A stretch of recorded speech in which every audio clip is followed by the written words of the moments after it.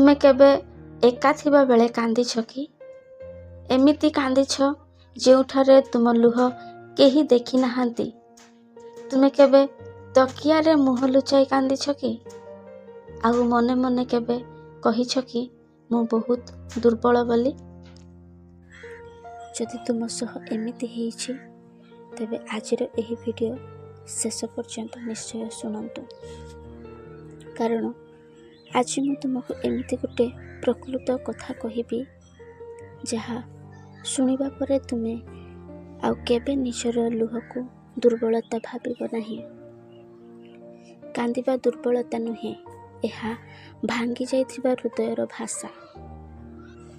ଦୁନିଆରେ ଏମିତି କେହି ନାହିଁ ଯିଏ କେବେ କାନ୍ଦି ନାହିଁ।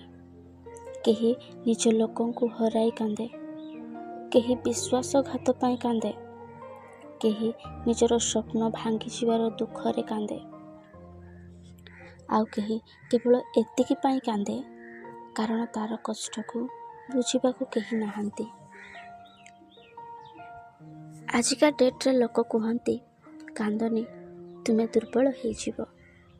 କିନ୍ତୁ ମୁଁ ତୁମକୁ ଗୋଟିଏ ପ୍ରଶ୍ନ ପଚାରିବାକୁ ଚାହୁଁଛି, ଯଦି କାନ୍ଦିବା ଦୁର୍ବଳତା, ତାହେଲେ ପ୍ରଭୁ ଆମ ଆଖିରେ ଲୁହ କାହିଁକି ଦେଲେ? ଲୁହ କେବଳ ପାଣି ନୁହେଁ, ଏହା ସେହି କଷ୍ଟର ଭାଷା ଯାହାକୁ ଶବ୍ଦରେ କହିହେବ ନାହିଁ। କେବେ କେବେ ହସୁଥିବା ମଣିଷଟିଏ ହିଁ ସବୁଠାରୁ ଅଧିକ ଭାଙ୍ଗି ପଡ଼ିଥାଏ। ସେ ସମସ୍ତଙ୍କ ସାମ୍ନାରେ ହସେ, କିନ୍ତୁ ରାତିରେ ତାର ତକିଆ ହିଁ ତାର ଲୁହର ସାକ୍ଷୀ ହୁଏ। ବାଇବେଲରେ ଏମିତି ଅନେକ ଲୋକ ଥିଲେ ଯେଉଁମାନେ ଭାଙ୍ଗି ପଡ଼ିଥିଲେ, ସେମାନେ ମଧ୍ୟ କାନ୍ଦିଥିଲେ। ସେମାନଙ୍କ ମଧ୍ୟରୁ ଜଣେ ଥିଲେ ହାନା।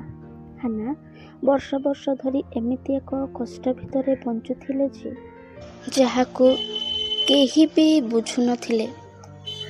ଲୋକମାନେ ତାଙ୍କୁ ଉପହାସ କରୁଥିଲେ। ତାଙ୍କ ହୃଦୟ ଭାଙ୍ଗି ଯାଇଥିଲା। ଗୋଟିଏ ଦିନ ସେ ପ୍ରଭୁଙ୍କ ମନ୍ଦିରକୁ ଗଲେ ଏବଂ ଏତେ କାନ୍ଦିଲେ ଯେ ତାଙ୍କ ମୁହଁରୁ ଶବ୍ଦ ବାହାରୁ ନଥିଲା, କେବଳ ଲୁହ ବାହାରୁଥିଲା। ଲୋକମାନେ ତାଙ୍କୁ ଭୁଲ ବୁଝିଲେ, କିନ୍ତୁ ପ୍ରଭୁ ତାଙ୍କ ହୃଦୟକୁ ବୁଝିଲେ ଏବଂ ସେହି ପ୍ରାର୍ଥନାକୁ ପ୍ରଭୁ ଶୁଣିଲେ। ପ୍ରଥମ ସାମୁଏଲ 1:27 ଲେଖାଯାଏ, ଏହି ଶିଶୁ ପାଇଁ ମୁଁ ପ୍ରାର୍ଥନା କରିଥିଲି ଆଉ ସଦାପ୍ରଭୁ ମୋର ପ୍ରାର୍ଥନା ଶୁଣିଲେ। ଦେଖନ୍ତୁ, ପ୍ରଭୁ କେବଳ ଶବ୍ଦ ଶୁଣନ୍ତି ନାହିଁ, ସେ ତୁମ ଲୁହକୁ ମଧ୍ୟ ଶୁଣନ୍ତି। ତୁମେ ହୁଏତ ଭାବୁଛ ମୋର କଥା କେହି ବୁଝୁନାହାନ୍ତି, କିନ୍ତୁ ପ୍ରଭୁ କହୁଛନ୍ତି ମୁଁ ତୁମର ପ୍ରତ୍ୟେକ ଲୁହ ଦେଖୁଛି। ତୁମେ ଏକା ନୁହଁ।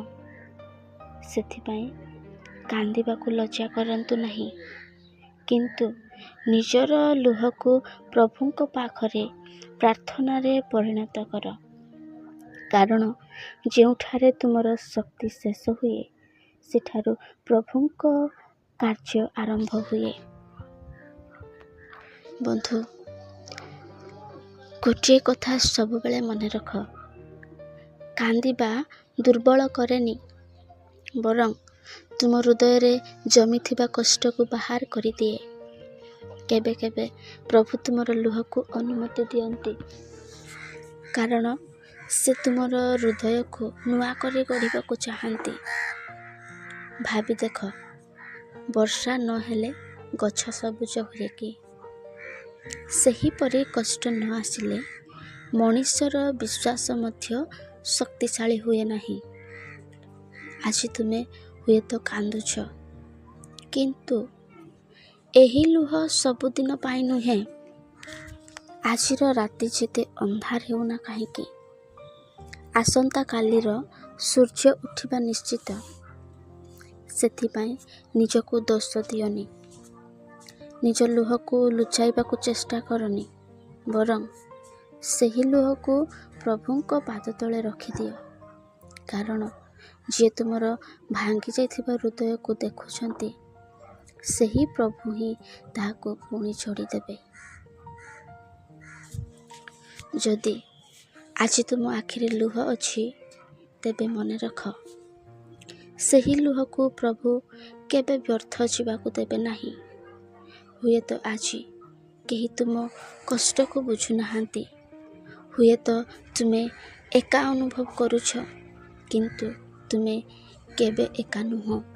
ସଦାପ୍ରଭୁ ଭଗ୍ନ ହୃଦୟ ଲୋକମାନଙ୍କ ସହିତ ଅଛନ୍ତି ଏବଂ ଭାଙ୍ଗି ପଡ଼ିଥିବା ମନକୁ ଉଦ୍ଧାର କରନ୍ତି। ତୁମର କଷ୍ଟ, ତୁମର ଲୁହ, ତୁମର ନୀରବତା ସବୁକିଛି ପ୍ରଭୁ ଦେଖୁଛନ୍ତି। ତେଣୁ ଆଜିଠାରୁ ଗୋଟିଏ କଥାର ପ୍ରତିଜ୍ଞା କର, ମୁଁ କାନ୍ଦିବି କିନ୍ତୁ ହାର ମାନିବି ନାହିଁ। ମୁଁ ଭାଙ୍ଗି ପଡ଼ିବି କିନ୍ତୁ ପ୍ରଭୁଙ୍କ ହାତ ଛାଡ଼ିବି ନାହିଁ। କାରଣ ଆଜିର ଲୁହ ଆସନ୍ତାକାଲିର ସାକ୍ଷ୍ୟ ହେଇପାରେ।